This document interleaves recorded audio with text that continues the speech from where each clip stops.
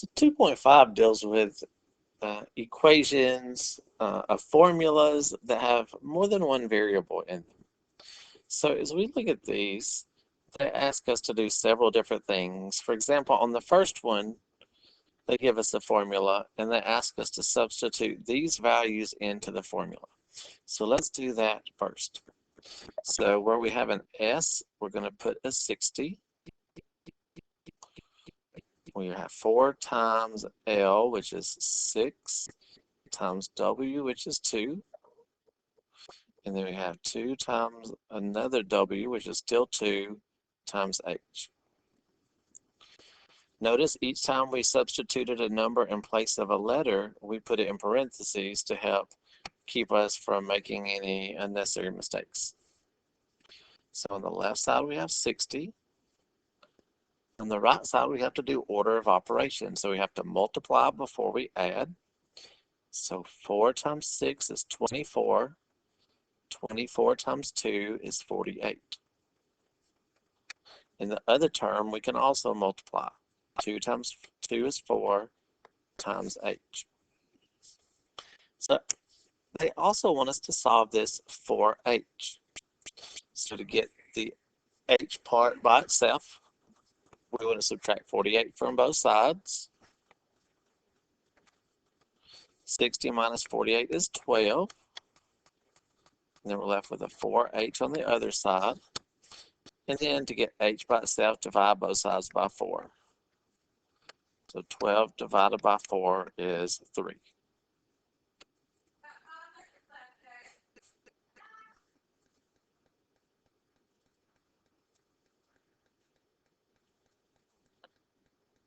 All right, and some problems are just going to give us a formula and ask us to get a certain variable by itself. So the same rules that we used earlier in previous sections to solve for one specific variable, if we have more than one variable, we're going to use those same rules. Just when it gets to the point where we get the variables on one side, constants on the other, whichever variable we're trying to isolate, we get the terms that have that variable on one side, all the others on the other side. So step 1, remember, is to clear fractions. Well, in this one, we have no fractions. Step 2 was to clear parentheses. Well, this one we have no parentheses. Step 3 was to, I think step 2 included combining like terms. Different books word it different ways. But then after we do that, we want the terms that have our variable on one side, all the other terms on the other. Well, in this case, the only term that has an H is this term, 3GH. That term is by itself. So then once we get that variable term by itself, then we get rid of the coefficients. So 3GH, remember what that means. That means 3 times G times H. If we have no symbol in between them, it's assumed or implied multiplication. So if we want to get H, the opposite of multiplying would be to divide.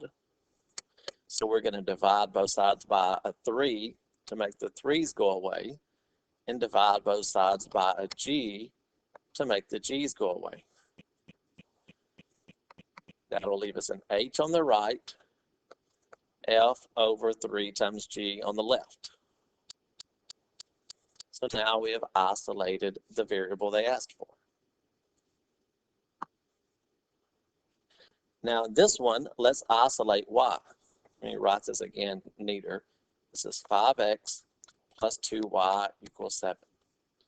So there's no fraction to get rid of. There are no parentheses. So if we're solving for y, we want the y term on one side, every other term on the other. So since that's the only y term, let's leave it where it is, and let's move everything else to the right. So to get the 5x to the right side, we have to do the opposite. So the opposite of a plus 5x would be minus 5x. So 5x minus 5x cancel, leaving us 2y on the left, 7 minus 5x on the right. Be careful, we cannot put those together. We can't say 7 minus 5 is 2 and then write the x, because those are not alike terms. One has an x, one doesn't.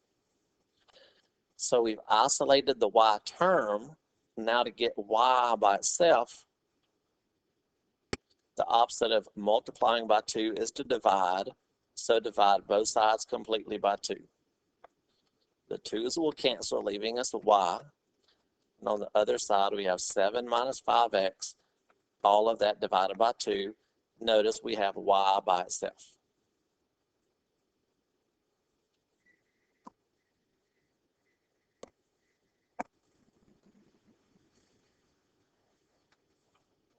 This one, let's isolate h. Let's solve for h. No fractions to remove, no parentheses. So every term that has an h we want on one side. So this is the only term that has an h. Every term that doesn't have an h we want to the other side. So remember what terms are. They are things that are added or subtracted. So we have 2 terms on the right. So let's leave the term that has an h by itself, and let's move the other term to the other side. So the opposite of a plus 4LW will be to minus 4LW. We have to do that from both sides. So 4LW minus 4LW, where 4 minus 4 is 0. So we have no LWs left. We just have the 2 times W times H.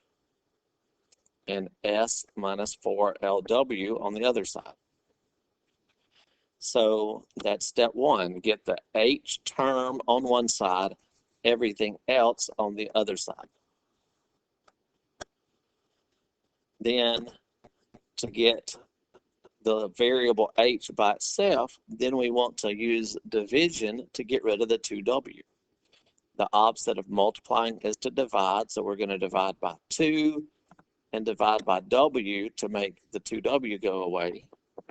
And we have to do that on both sides. So the 2's cancel, the W's cancel. So we have H by itself. We have S minus 4LW over 2W on the other side. And we're not going to try to reduce that or anything. We'll leave it just like that.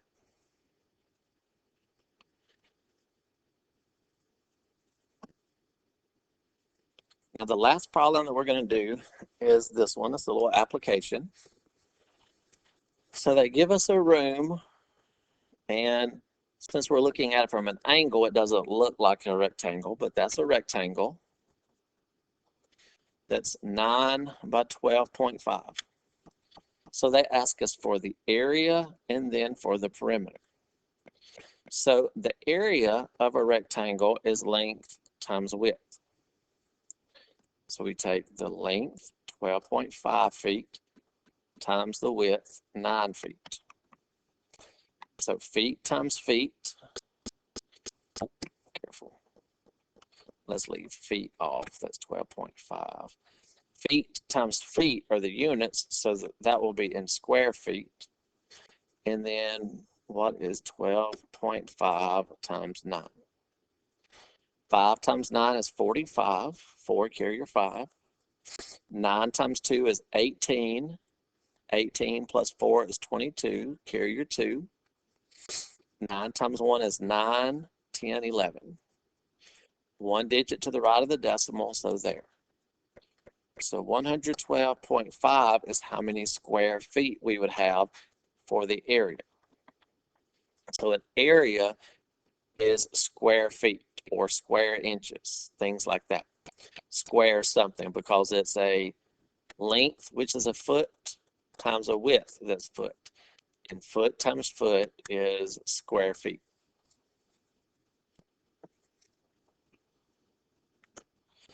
Now the perimeter perimeter comes from adding all the sides together. So if this side is 12.5, this side is 12.5. If this side is 9, this side is 9.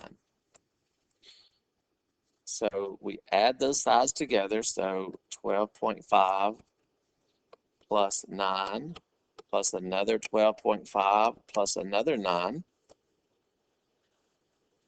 We can add those together. Sometimes you'll see that as, well, we have two 12.5s and two 9s that we add together. So either way is fine.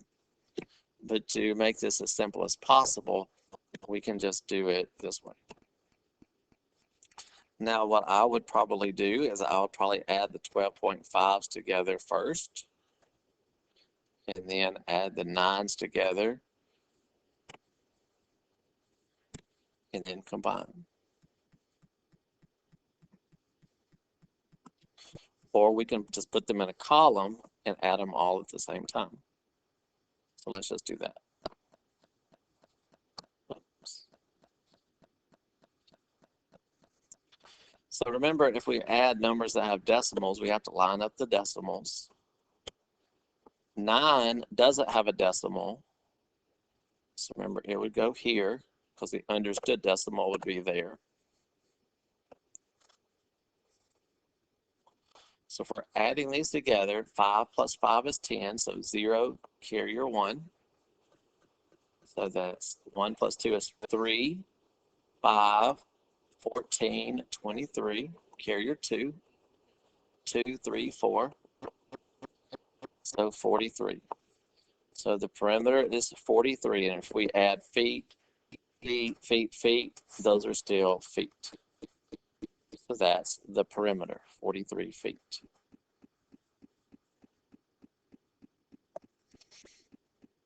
If we're looking for the baseboards,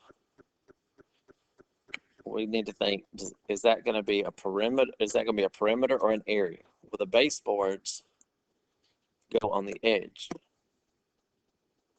Uh-oh. So if you're going down the edges, that's part of the perimeter. So your baseboards go on the perimeter, the outside. If you're looking for carpet, the carpet is going to fill all of this. That's a rectangle, and a rectangle has area. Did you get